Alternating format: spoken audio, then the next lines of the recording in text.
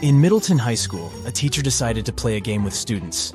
She wrote a riddle on the board, and the first student that got the answer correctly would win a big prize.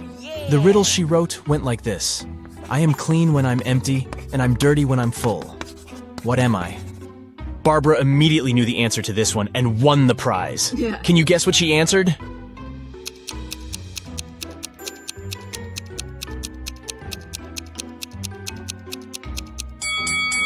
It's a chalkboard! The answer was right in front of her all along. Gabriel is an experienced trekker. He went for a 3-day trek in the beautiful forests of Spain when he was captured by a mythical creature. The creature took him to a hidden realm and took away his backpack and all his belongings. After he took everything he needed, he left Gabriel in a dark cave all by himself. To leave the cave, Gabriel was supposed to choose one of 3 tunnels. The first tunnel had thousands of pointy crystals that could hurt him if he stepped on them. The second tunnel was filled with shadowy creatures that were eager for some of Gabriel's vitality. And the last tunnel had the belongings of an ancient wizard, his cape and some of his potions lying around. Which tunnel should he choose?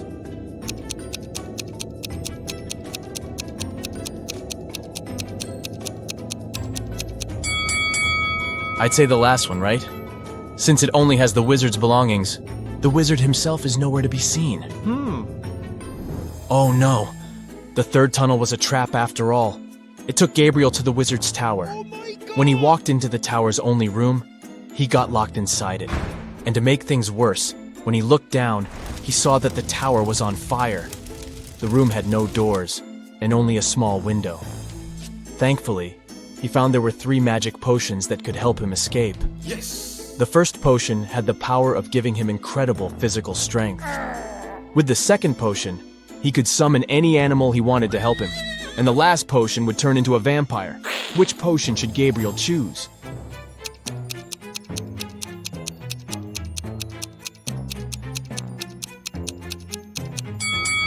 Well, no animal could help him escape the tower, and even if he had all the strength in the world, he wouldn't be able to beat the fire. But if he turned into a vampire, then he could transition into a bat and fly away through the little window. So the third bottle it is. Maya was exploring the realms when she opened a door that took her to Rainbow Land. This world was filled with flying unicorns and colorful fairies. But they were mischievous creatures that liked playing pranks with outsiders.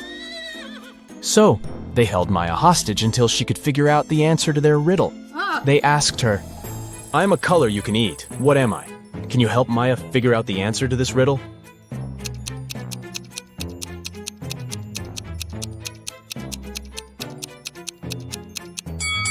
It's an orange! Way to go, Maya! But the fairy people were in the mood for playing more games, so they continued with their riddles. They asked Maya, I make 2 people out of 1. What am I? Maya had to think for a while to answer this one, but she got it correctly. Yes! What did she answer?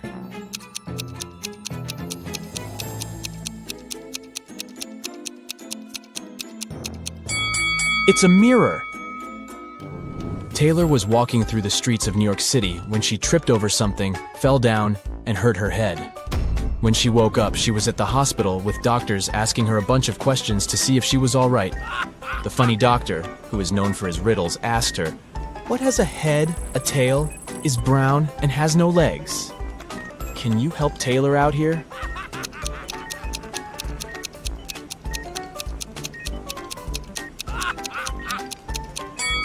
It's a penny.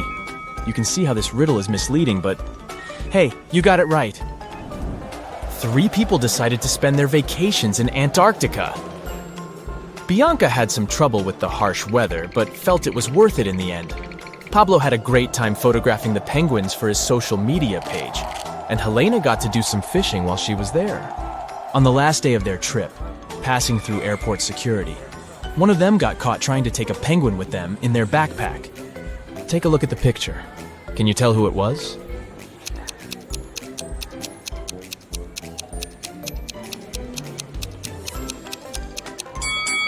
Let's see what we have here. Well, is that a penguin's feet poking out of Helena's backpack? It sure is. Guess she did more than just fishing during her vacation. Kailani was swimming in a dark underwater cave when she found a gold lamp. She rubbed the lamp, and a powerful merman came out of it.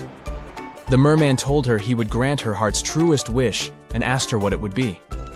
The young mermaid was confused about what to wish for, so she went to ask her family what they wanted most.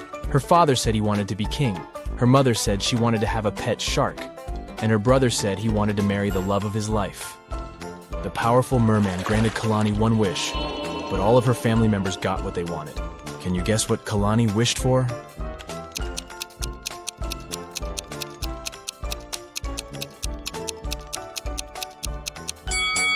Kailani wished that her father, the king, attended her brother's wedding to the love of his life, and that her mother's pet shark be the one that carried the rings down the aisle. Smart girl. Yes! Bob was blindfolded and put into a shaky van. When he woke up, he was alone in a dark, empty room. There was nobody there, but there were 3 envelopes on the floor. A post-it on top of the envelope said, "Each envelope contains a red capsule and 2 statements.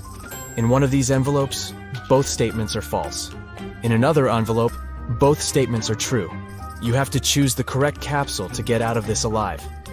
He opened the first envelope, saw a capsule and the messages. 1. Don't take this pill. 2. Take the pill from the second envelope. On the second envelope, the note said, 1. Don't take the pill from the first envelope. 2. Take the pill from the third envelope. And the last envelope said, 1. Don't take this pill. 2. Take the pill from the first envelope. Which capsule should Bob take?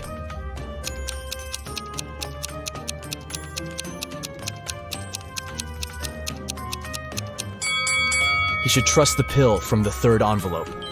Let's see why. The first message of the first envelope is true, while the second is false. Both messages from the second envelope are true. This leaves us with 2 false statements on the third envelope. It's the finale of the Big Money Buzz show, and Natalie is faced with a difficult task. There are 3 fish bowls, each one of them containing a different amount of gold bars inside. If she manages to put her hand inside one of the bowls and take it out, she can keep the gold bar. The first bowl has scalding hot water inside of it. The second is filled with flesh-burning acid. And the last bowl has a couple of venomous scorpions walking around. Which bowl should she choose?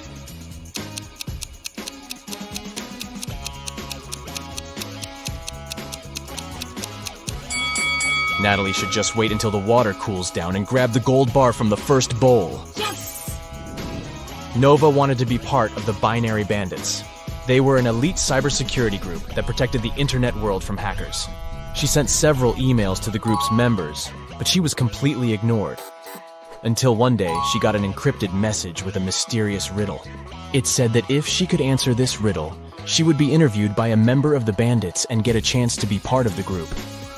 The message said, "Invisible I am, but through circuits I flow. Harness my power and watch your knowledge grow. A key to the future, a virtual seed. Decipher my code and all secrets you'll heed. What am I?" Nova's answer was a 4-letter word, and she got it right. Can you guess what she answered?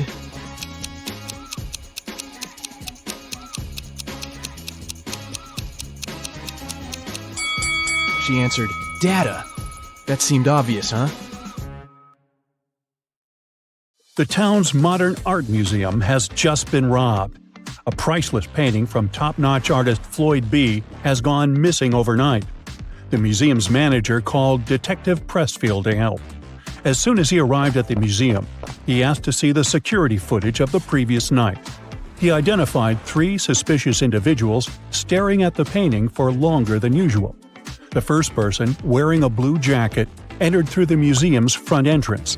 The security camera caught her staring at the painting from several angles, like she was measuring it. The second person, wearing a red hat, left the museum through the side exit, which is pretty suspicious. And the last person, who was wearing a black face mask, spent a long time looking at the museum's ceiling, trying to identify where the security cameras were located. Take a look at the footage. Can you guess who's the most likely thief?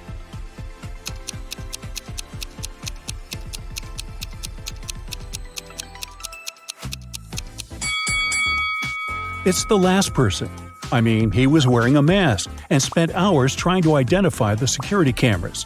After that, there was no footage anymore. So that probably means he was successful at leaving the museum with the priceless painting. Samantha and Joanna were stuck at Blue Ridge's airport security line. A security guard found both of them suspicious and asked them to wait while he analyzed the X-ray footage. Take a look at both women. Who do you think is really hiding something?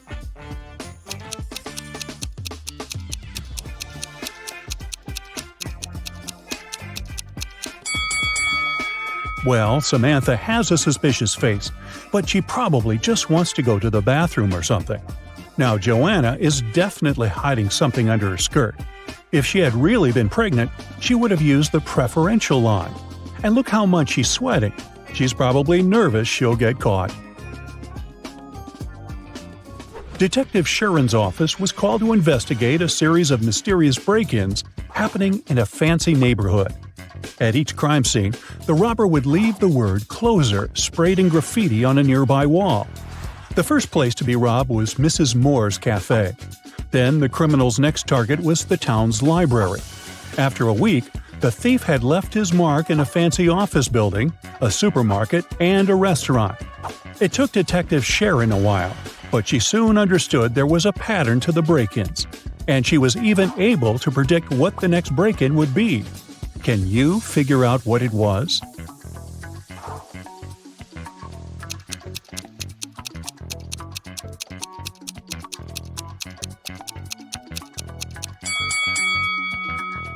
The thief was pretty clever for sure. The first letter of each of the locations the thief entered spelled out the word "closer." Since the last location to be robbed was a restaurant, the next place would start with C, restarting the cycle. Most likely, the neighborhood's community center. In the East Valley, there's a beautiful old kingdom known as Piatra. One of the town's most precious symbols is a valuable jewel that is always displayed during the city's festivities. This year, during the last celebration, something tragic happened. The town's jewel went missing. The king was devastated and mad that such an ancient artifact had been stolen. He soon called the kingdom's official investigator to help figure out who had possibly stolen the jewel. The culprit would have to be proclaimed responsible for their theft in front of the entire kingdom. There were many people at the festivity, but the investigator narrowed the suspects down to 4 people. Amelia said she saw something strange after the bard's presentation. She saw that Benjamin had picked up the jewel and handed it to Carol. But Ben said he didn't go anywhere near the jewel because he had been working on one of the stalls during the fair. Carol said she did go near the jewel, but she had only admired it from up close. And Daniel said that he could swear seeing Carol carrying the jewel, but he didn't see her take it. Based on the testimonies, the investigator had no trouble figuring out who the culprit was. Can you figure it out as well?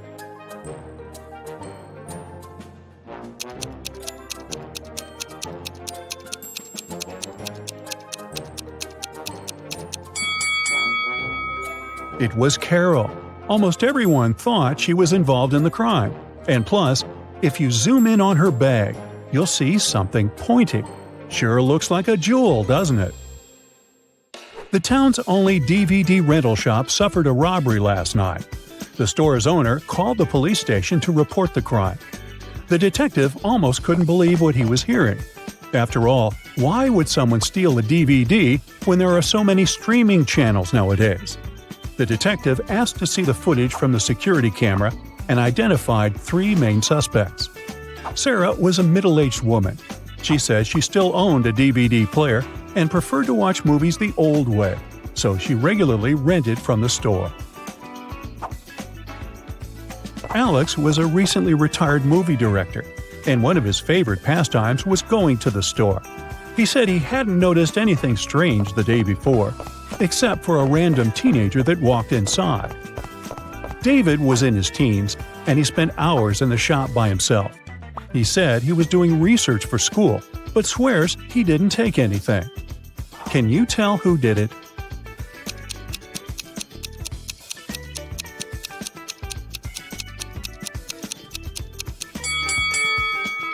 It was David. The security footage caught him in the R-rated section of the store. He must have stolen the DVD, thinking the store owner wouldn't sell it to him. There's an old museum that only displays ancient Egyptian artifacts. One day, Susan, an anthropology student, went to the museum in order to study some of the art on display.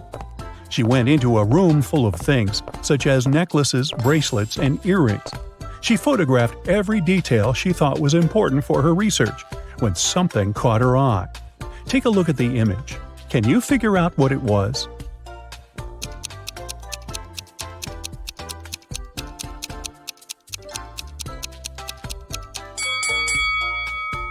Look at those earrings. They look completely fake. Plus, they have a tiny price tag attached to them. The original earrings were definitely missing. Susan reported the crime to the museum's manager. The manager immediately informed the museum security and opened an investigation. Susan was on the initial suspect list, but after checking the museum's security footage, she was let go. Museum security identified 3 main suspects: one of the museum's guards, one of the students from the museum's archaeology school, and a visitor. The visitor said he had only popped in for a quick visit. He said he had seen the earrings, but they looked pretty original to him. The security guard said he hadn't seen anything strange going the last few days. Everything was as it should be. And the students said they had studied the earring in a class, but they never got the chance to see it before it was stolen. Soon enough, museum security found the culprit. Can you tell who it was?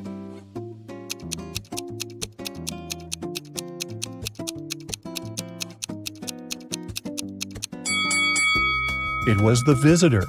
When security went to investigate the suspects, they never mentioned that the original earring had been exchanged by fake ones.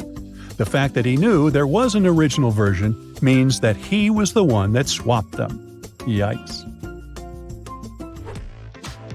Maya was working on her latest artwork, which was commissioned by a high-end gallery in town. Suddenly, all the lights in her studio went out, and since it was nighttime, she was left completely in the dark. She heard footsteps approaching the studio door, and the next thing she knew, she was feeling dizzy.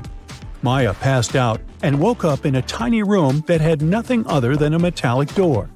She tried to open the door, but it was locked.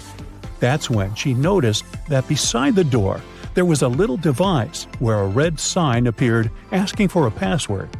Below the device, there was a piece of paper with the following hint: 1, 2, 3, 4, 5, 6, 7, 8. It took a while for her to understand what this meant. She read the note aloud several times before she finally figured out what the password was. Can you guess what password she typed into the device?